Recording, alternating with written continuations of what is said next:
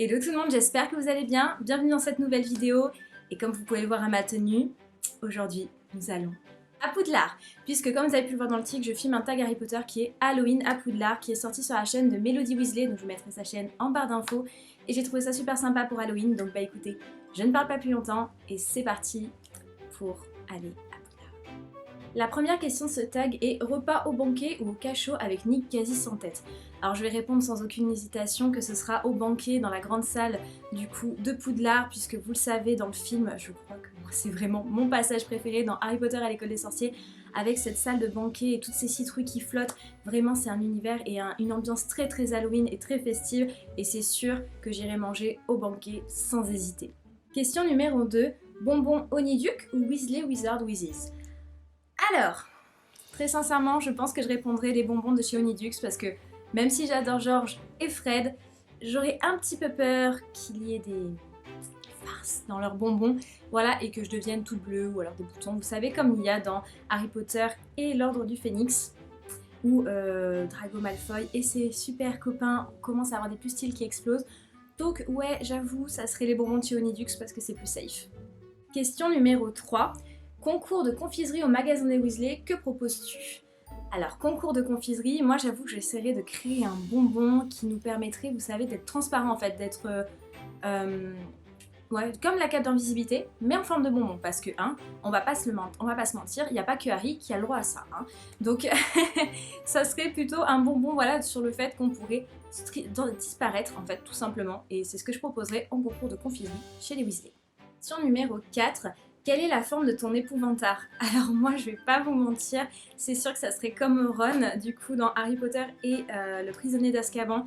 C'est les araignées, je suis arachnophobe depuis mes toutes petites. Dès que je vois une araignée qui devient quand même assez grosse, je hurle et je peux même pas en fait rester près d'elle. Alors je vous raconte pas quand des fois au travail j'en rencontre certaines, puisque hein, elles sont là, il suffit que juste on ouvre une fenêtre, mais même dans ma chambre, il suffit juste que j'ouvre une fenêtre, que j'aère et qu'elle rentre dedans, et là si j'en vois une énorme en plus dans ma chambre, tout est blanc, pratiquement tout, je suis... Oh mon dieu, je vais vous raconter un petit truc, là, il y a une fois où je me démaquillais dans ma salle de bain, et je sais pas pourquoi, genre je me démaquille les yeux et puis je lève la tête comme ça vers le plafond et là j'en vois une, mais comme ça, bien noire, j'ai hurlé et j'ai appelé mon père pour qu'il vienne la sortir parce que c'était inconcevable pour moi. Donc oui, si j'avais enfin, quelle serait la forme de mon épouvantard? C'est sûr que ça serait comme Ron, ça serait les araignées. Question numéro 5, en quoi tu te déguises? Eh bien alors, cette année, très sincèrement pour Halloween, j'ai choisi un costume assez spécial, j'avoue, j'ai choisi de faire un vampire, mais un petit peu dans l'époque victorienne. Mais j'avoue que quand j'ai renfilé ma cape de Gryffondor, je me suis dit, bon, maintenant j'hésite, alors que j'ai absolument tout acheté pour le déguisement de vampire. Et bien du coup, j'hésite à faire un déguisement, enfin, d'Harry Potter, quoi. Question numéro 6. Pour préparer Halloween, tu préfères faire des farces avec Peeves ou creuser les citrouilles avec les elfes en cuisine? Ah, je suis partagée parce que faire des farces avec Peeves, qui est l'esprit frappeur de Poudlard, ça serait super chouette, je pense. Surtout pour en faire braver à Drago Malfoy. Ouais. Ou alors, creuser les citrouilles avec les elfes en cuisine, ça me plairait aussi, parce que j'avoue que creuser les citrouilles, leur donner des formes un petit peu spéciales, des visages un petit peu spéciaux, ça me plairait bien aussi. Donc là, j'avoue que sur cette question, je sais pas trop quoi choisir. Question numéro 7. Dans la salle commune, tu regardes un film d'horreur ou tu manges des bonbons sous la couette? Alors il y a quelques années, je vous aurais répondu manger des bonbons sous la couette. Mais depuis quelques temps, je commence à apprécier énormément les films d'horreur et j'ai envie de voir les grands classiques. Donc dans la salle commune, je pense que je regarderai un film d'horreur sans hésiter. Question numéro 8. Urbex dans la cabane hurlante ou dans la chambre des secrets? Alors, si vous ne savez pas ce que c'est que de l'urbex, en fait, c'est des visites nocturnes, très souvent. Ça peut être aussi en journée, mais c'est des visites sur des lieux soit dit tentés ou abandonnés. Et on vient visiter pour voir voilà, ce qui s'y passe.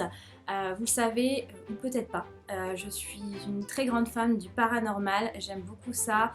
L'urbex, j'en regarde énormément avec mon père. Des émissions sur les fantômes comme Ghost Adventure, j'en regarde énormément aussi avec mon papa, puisque c'est une passion qu'on a tous les deux. Donc ça nous fait voilà, un petit rapprochement, un petit lien ensemble, donc c'est plutôt chouette. Donc si je devais faire de l'urbex à Poudlard, c'est soit dans la cabane hurlante, soit dans la chambre de secret, je pense que ça serait dans la cabane hurlante, puisque en fait en soi on n'en entend pas vraiment parler. On dit que c'est le lieu le plus hanté pour Poudlard et l'univers des sorciers, mais on n'en entend pas plus parler que ça, alors que la chambre des secrets quand même, on a un film là-dessus, hein, on va pas se mentir. Donc si je devais faire de l'urbex quelque part, c'est sûr que ça serait dans la cabane hurlante. Et dernière question, soirée chamallow dans la forêt interdite, quelle histoire d'horreur racontes-tu? Je pense que je vous raconterai l'histoire de Bloody Mary. Je m'explique. C'est une histoire, vous savez, on a des légendes comme ça. Alors je sais plus comment on dit le... Enfin, qu'est-ce que c'est le mot exactement? Peut-être que ça reviendra en tête là, mais je l'ai pas de suite. Mais les légendes urbaines, voilà. C'est des légendes urbaines et j'adore ça, les légendes comme ça où ça n'a pas été vraiment dit, pas vraiment... Ah, j'adore ça, les histoires un petit peu paranormales et un petit peu de suspense, j'adore. Donc ça serait l'histoire de Bloody Mary et je vais vous la raconter de suite.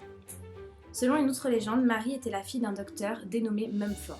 Elle aurait contracté la diphtérie, une maladie incurable à son époque et extrêmement contagieuse. Le docteur Mumford décida alors de l'enterrer vivante avec une corde attachée à son poignet, la reliant à une cloche au cas où elle se réveillerait. Inquiète, sa mère resta auprès de Mary pour être là si la cloche venait à tinter. Mais son mari prit conscience que si sa bien-aimée restait dehors, elle mourrait de froid. Malheureusement, il ne put la dissuader de quitter la tombe de sa fille, alors il lui injecta de la morphine. Le lendemain, le bon docteur alla voir la tombe de sa fille, et quand il vit que la cloche était par terre, il s'empressa de déterrer le cercueil de Mary. Lorsqu'il l'ouvrit, il vit sa chère enfant morte, les mains ensanglantées. Ses mains étaient tellement rouges de sang que M. Mumford ne se rendit pas tout de suite compte qu'à force de gratter la paroi qui refermait le cercueil, Mary s'est arraché les ongles. Mary était morte de la main. Voilà, c'est une histoire en fait, il y avait des films comme ça et des séries faites sur les légendes urbaines et je me rappelle petite avoir vu l'histoire de Bloody Mary et ça m'avait vraiment intriguée et c'était une histoire qui était vraiment restée au fond de mon esprit. Donc voilà, si j'avais une histoire d'horreur à raconter à une soirée de marshmallow dans la forêt interdite, ça serait l'histoire de Bloody Mary, c'est sûr.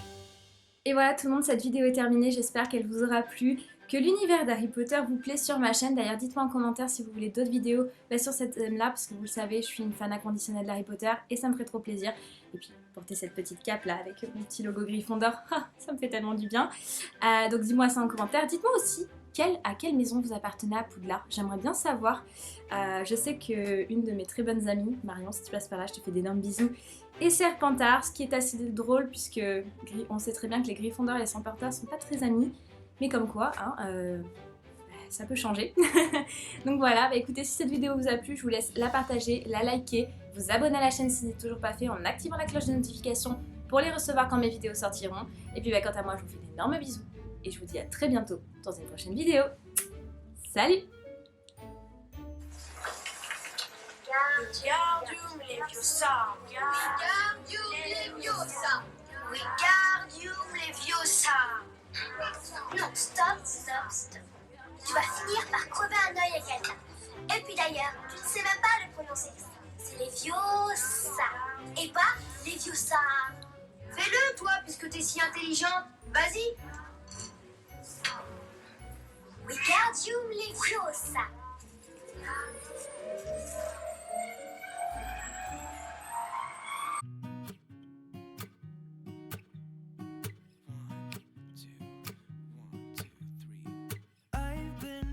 So small, watch the clock ticking off the wall, but tonight I'm letting it go, spend my coin for sure.